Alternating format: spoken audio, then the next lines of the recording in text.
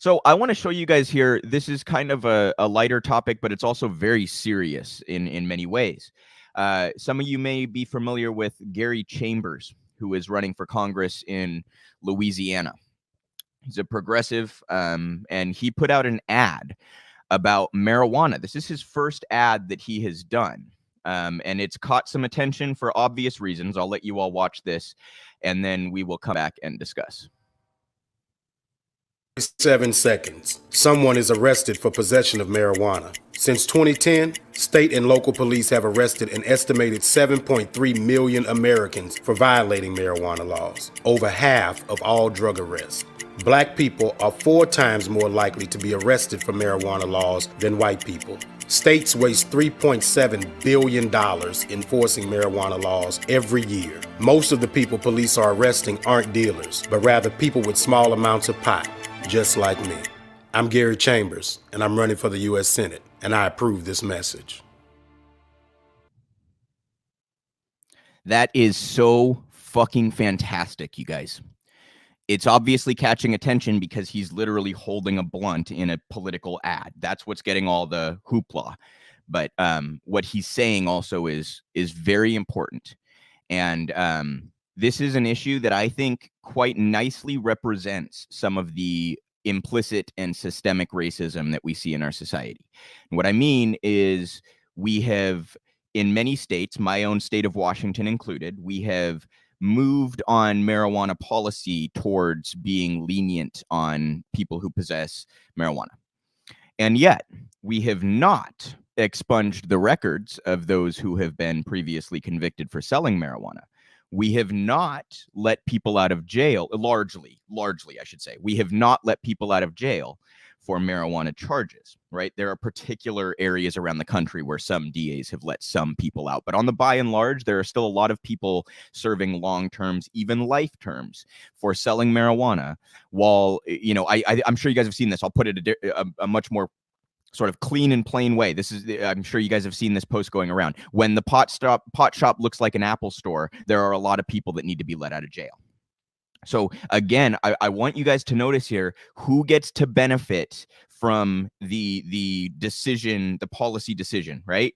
So the part of the reason, a large part of the reason that marijuana was made illegal and stayed illegal for as long as it has is because it threatens a number of industries. It's not just marijuana, it's also hemp. Threatens, I mean, it makes great paper, it's great for clothing and other materials and crafts and things like that.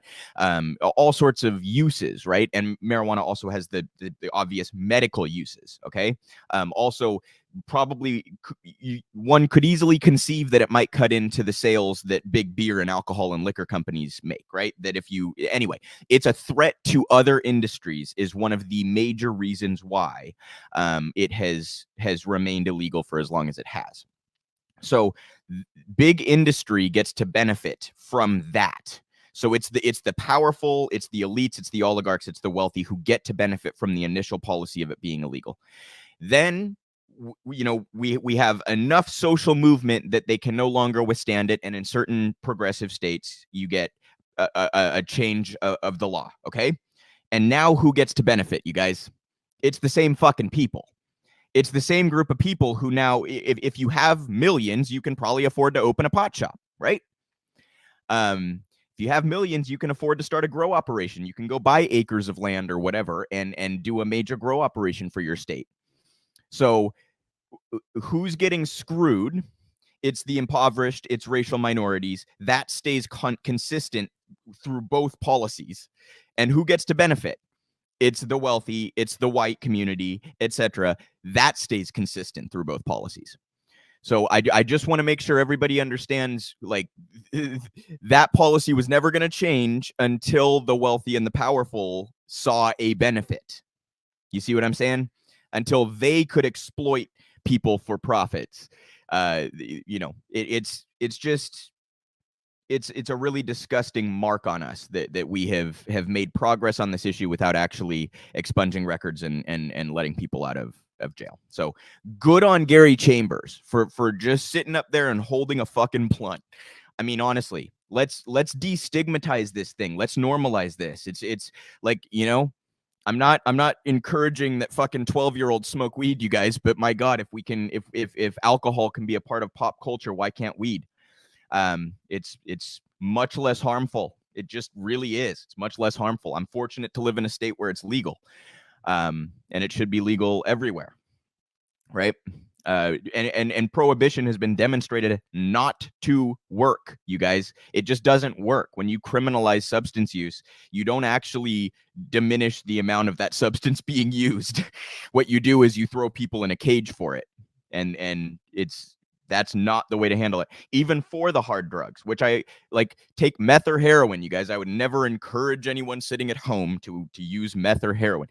If you are serious about getting people off of it and minimizing use, what you do is you legalize it and you provide treatment options. You engage in policies that are helpful socioeconomically, so that people aren't so desperate that they find themselves in a state of mind to fall into that hole. So there are ways to actually minimize drug use. Criminalizing it is not one of them. So even if you think weed is some grand problem, this is not an effective way to deal with it. So good on Gary Chambers for highlighting that and just putting it right out in front of us and holding a fucking blunt in the middle of a political ad. That is fantastic stuff. We need to destigmatize marijuana, and it needs to be legalized across the country.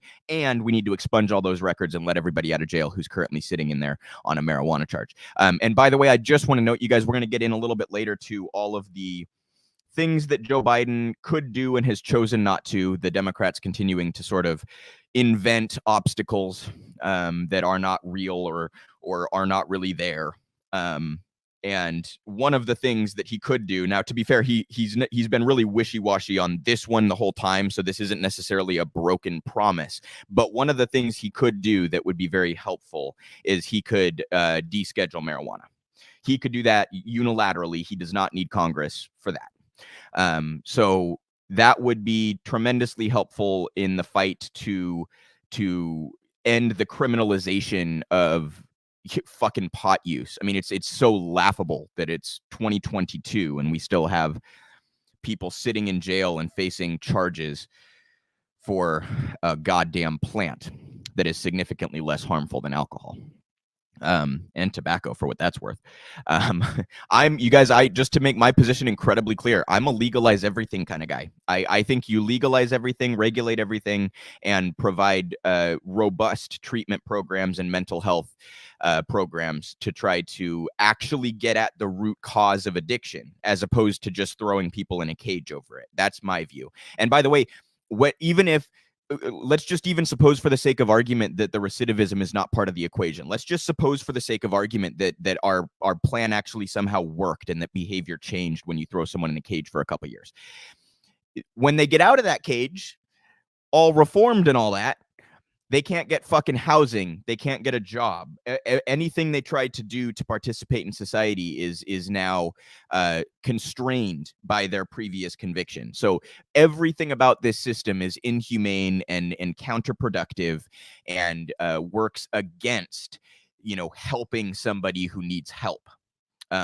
So great job from Gary Chambers there. I endorse everything that he said about marijuana policy. I'm grateful that he brought it up and just sort of tried to destigmatize the whole thing, because we have a lot of room to grow as a country on that. And that's obviously also a racial issue as well. There have been a number of studies, you guys. White people are, if anything, more likely to possess drugs than the black community. Either kind of even, or white people are more likely to possess drugs, depending on the study you look at. And despite that, the black community is many times more likely to be arrested for drug possession. This is not a gray area. This is a racial issue. This is one of the ways that our legal institutions, engage in racism at a systemic level. So marijuana policy, very important on sort of a whole different number of levels and reverberating effects, as I've tried to kind of break down here. And good on Gary Chambers for bringing it to the forefront. That's shame on Biden for doing nothing about it for a year when he has all of the authority.